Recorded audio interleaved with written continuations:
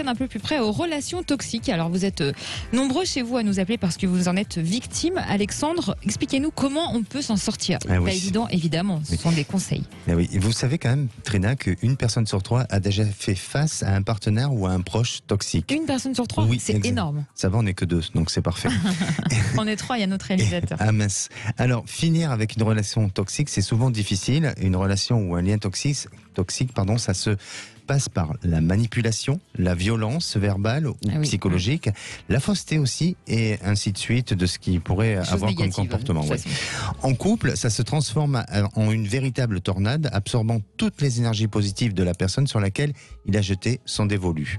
La première étape à suivre pour en sortir, c'est de regarder cette personne toxique comme un satellite en observation et voyez-la enfin pour ce qu'elle est vraiment, autant sur ses défauts que ses qualités, et vous verrez que à partir de là, tout va apparaître pour vous clairement en temps. Prendre du recul, vous voulez prendre dire, du recul, exactement. Puis commencez par diminuer le temps que vous passez ensemble. Alors ça sera compliqué au début, mais gardez vos distances, ça vous permettra de reprendre peu à peu le contrôle de la situation. Aussi, n'hésitez pas à bloquer ces appels ou ces messages s'il le faut. Rebellez-vous. Il est important de se rebeller parce qu'en vous rebellant sur des petites choses, vous lui enlevez son pouvoir petit à petit. Et comme par exemple, il n'aime pas votre ami, eh bien, voyez-le avec votre ami.